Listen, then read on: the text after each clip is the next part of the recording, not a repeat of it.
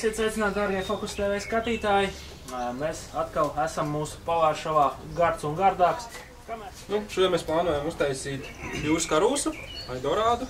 Grilēsim viņu uz grila. Dārziņas grilas tvaicēsim folijā arī uz grila. Un desertiņu augiem. Sagatavosim viņiem pildījumu. Ieliksim iekšā, lai garšas izveidojās labāks. No kā sastāv pildījums? Ievietošu tur ķiplokus. Ievietošu tur nedaudz laimu. Uz sāls pipari. Un nedaudz izmantosim dilles un citronēs. Zivs cepoties, viņi tā kā to iekšā visu to maisīju un nedaudz traicēs savā sulā. Tas piedos papildus garšu zivī. Apsālīsim no visām pusēm. Jā, viss tā garša sūksies no tā vēdera, viss uzāk tajā zivī. Gaļiņā. Tad mēs višķiņ ķiploku, vēderā, laimu, dillītes. Mēs taisīsim sieru mērcīti pie dārziņiem. Netaisīsim silto, mēs taisīsim augsto. Šī augšējā daļa tā kā nedaudz kustās. Jā, tas nozīmē, ka viņš ir gatavāks. Kad var viņš jau būt vai nu pavisam gatavs, droši vien, ka nē, bet zaļš viņš nebūs. Tad var raut ārā šīs augšējās lapas. Un viņš smažo pēc aļinās skatīties, vai viņas viegli nāk ārā. Skatās pēc žaunām, lai viņas ir sārtas. Jo sārtāks viņas ir, jo tas nozīmē, ka zivis ir mazāk pabijusi ārpus ūdens. Jā, tad es sagriezīšu persikus mūsu desertam. Un Jānis varētu tos dārziņus jau salikt folijā, sagatavot ar garšvielām. Man personīgi, principā, tikai pēc izskata, jo ir tādi, kuri jau ir pastāvējuši ilgāk, viņiem jau sāk veidoties virsū kaut kādos posmiņos jau tādi mazi pleķīši, tā kā jau pelējums. Citronzēle nāk no Indijas, aug, ja nemaldos, vienkārši tāpatās dabā. Viņu pārsvarā izmanto kā garšaugu. Viņu paši neēd. Viņu sagriež, pieliek klāt, kā mēs liksim pie vecāciem dārziņiem, vai arī ielikt iekšā zivī. Mēs mēdz izmantosim desertā uz augļiem. Sagrilēsim augļus, kas mūsu variantā ir ananās, arbūs un persiki. Garšīgi ēdienu laikam nekad nevar būt daudz. Iesālīsim uzreiz un pipariņu uzliksim. Es no sākuma pievēršu viši.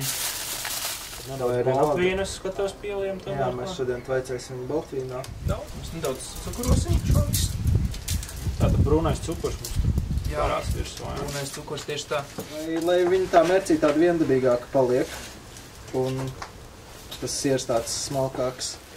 Jā, arī dārzeņi ir līdz galam gatavi kraukšķīgi nedaudz. Tas nav nekas traks. Tāpat arī strādā visi šie McDonaldi un viss pārējais uztaisa nenormāli skaistas bildes, lai piesaistītu apmeklētājus. Es apskatīšu tos dārziņus. Retāk. Tieši tā. Es domāju, ka varbūt dažiem ir pieredze ar ananāsu grilēšanu, jo tas ir diezgan populārs auglis, kur grilē. Teiksim, arbūs un persiks. Tas ir kaut kas tāds. Tieši tā. To ne visi dara. Tā pīsimies. Un tā kā mēs minējām iepriekš, arī mums šī būs pirmā reize šādu. Un iemēkt vienkārši cukurā. Tad uzlikt uz karstas pānas, lai tas cukurs apdeg.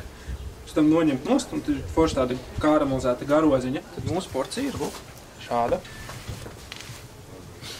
Jānis Mārtiņš Skuja šobrīd šajā konkrētajā ilgākajā periodā līdz, acīm redzot, 23.